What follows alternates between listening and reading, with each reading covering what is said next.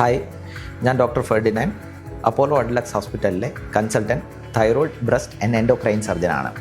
ഇന്ന് ഞാൻ ഒരു റെയർ ടോപ്പിക്കിനെ കുറിച്ചാണ് സംസാരിക്കാൻ പോകുന്നത്.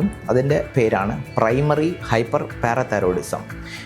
ഇങ്ങനെ ഈ അസുഖം വരുമ്പോൾ പ്രത്യേകിച്ച് ഒരു സിംറ്റമും ഇല്ലാതെ നടക്കുന്ന പോലെ ഒരു തോന്നലുണ്ടാവുന്നുള്ളൂ. പക്ഷേ ഒരു വ്യക്തിക്ക് അവർക്ക് വരുന്നത് ആകെ ക്ഷീണവും സന്ധികളിൽ, ദറ്റ് ഈസ് ജോയിൻറ്റ് ആൻഡ് ബോൺസിൽ വേദന മാത്രമായിട്ടാണ് ഇത് പ്രസൻറ്റ് ചെയ്യുക. അപ്പോൾ കുറേ കാലമായിട്ട് ബോൺ പെയിൻ, ജോയിൻറ്റ് പെയിൻ, ക്ഷീണം ഇങ്ങനെ നടക്കുന്ന ഒരു വ്യക്തിക്ക് പെട്ടെന്ന് ഒരു ദിവസമായിരിക്കും ഫ്രാക്ചർ വരിക.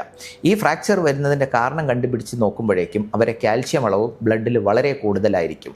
ഈ കാൽഷ്യം കൂടുതൽ വരാനുള്ള കാരണം തൈറോയിഡിന് ചുറ്റുമുള്ള ഒരു ഗ്രന്ഥിയുണ്ട്, പാരാതൈറോയ്ഡ് ഗ്രന്ഥി. ഈ പാരാതൈറോയ്ഡ് ഗ്രന്ഥിയിൽ നിന്ന് വരുന്ന എക്സസ് ഹോർമോണാണ് ഈ പ്രശ്നം ഉണ്ടാക്കുന്നത്. ഇതിനെയാണ് പ്രൈമറി ഹൈപ്പർ പാരാതൈറോയിഡിസം എന്ന് പറയുക. ഈ പ്രൈമറി ഹൈപ്പർ പാരാതൈറോയിഡിസം രോഗനിർണയം ചെയ്തിട്ടില്ലെങ്കിൽ ശരീരം ഒന്നടങ്കെ ചെറിയ ചെറിയ ഫ്രാക്ചറുകൾ വരാം, ആൾ കിടപ്പിലാവുകയും സംഭവിക്കുന്നത്. അപ്പോൾ ഇതിനെ വേഗം കണ്ടുപിടിച്ച് ആ പാരാതൈറോയിഡ് ഗ്രന്ഥിനെ മാത്രമായിട്ട് സർജറി ചെയ്ത് റിമൂവ് ചെയ്താലും ഇങ്ങനത്തെ ഗുരുതരമായ പ്രശ്നങ്ങൾ ഒഴിവാക്കാവുന്നതാണ്. സോ പ്രൈമറി ഹൈപ്പർ പാരാതൈറോയിഡിസം നമുക്ക് റൂൾ ഔട്ട് ചെയ്യാൻ വേണ്ടിയിട്ട് വളരെ സിമ്പിളായിട്ട് ബ്ലഡിലെ കാൽഷ്യം അളവ് നോക്കിക്കഴിഞ്ഞാൽ നമുക്ക് ഡയഗ്നോസ് ചെയ്യാവുന്നതാണ്.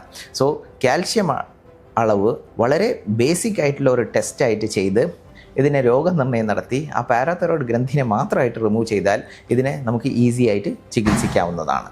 Thank you.